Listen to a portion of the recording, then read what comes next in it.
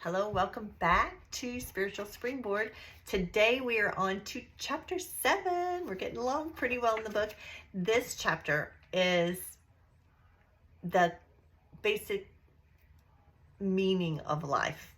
And this is what is part of our purpose as human beings.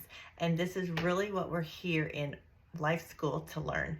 And it's called Love Makes Everything Sacred. We are all called to become the love like Christ displayed and to birth the love of Christ within us. And this chapter it goes into big detail about the differences between how we see love and how God sees love. We see love in our society as mostly conditional. A lot of us have been manipulated by love. I'll give you this if you give me that. We ourselves, I know I have used love as a manipulation tactic in the past. We perceive love in the ways that we might see on TV or on social media. But all of that kind of love is not unconditional. The closest thing that we kind of get to unconditional love in our world is when a mom has a child. That is the closest thing we get to God's perfect love, but still it falls short. And in this chapter, I kind of start talking about just giving you an open mind and a new perspective of God's love and how everything that we do, if we hold it up to love, and if everyone did that, it would make our world such a better place, because we would try to make all of our actions and all of our things fall in lines of love. And I do want to mention that love doesn't always look, touchy-feely, soft and gentle. Sometimes love can look hard and tough and be correcting and cause some conflict, because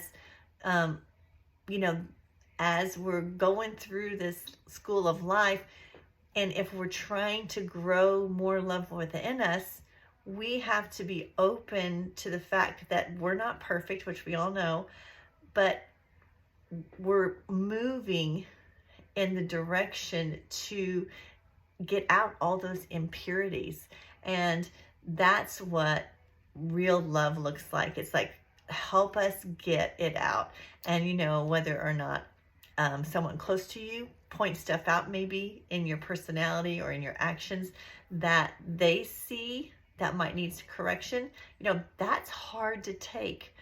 But when they do, they're just trying to love on you so that you can become all that you want to become. And God even has shown me tons of things that I was not even aware I was doing, because we just can't see ourselves, and we don't always stop to look at the root of things and look at the intention behind things. We think we're trying to be nice and do something kind to somebody else, but if our intention isn't in love, then there's something that needs to be uprooted in us. And that's the correction part, and what I like to call tough love part, that is so extremely important in our journey through Earth School.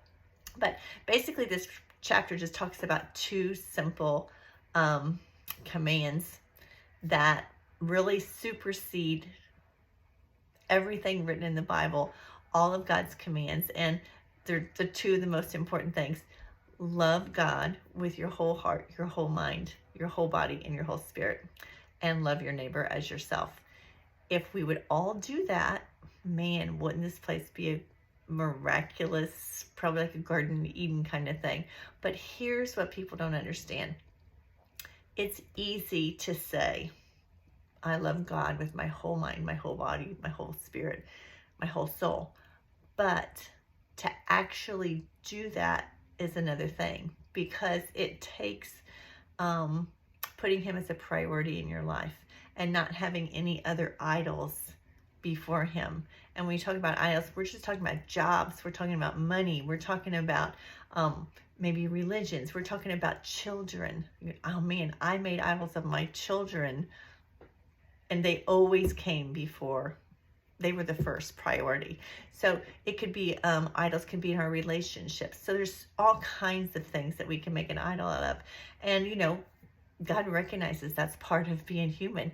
But when we start recognizing our idols and then shifting who's on top, that's when we begin to love him, with our, you know, move him into first spot. Then we begin to actually start trying to cultivate a personal, intimate relationship with him. And interestingly, this is the part that a lot of people don't think about.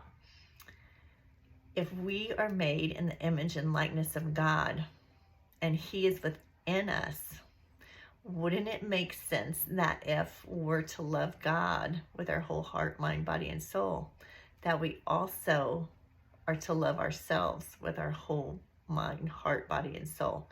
Because we cannot give away what we don't have within us.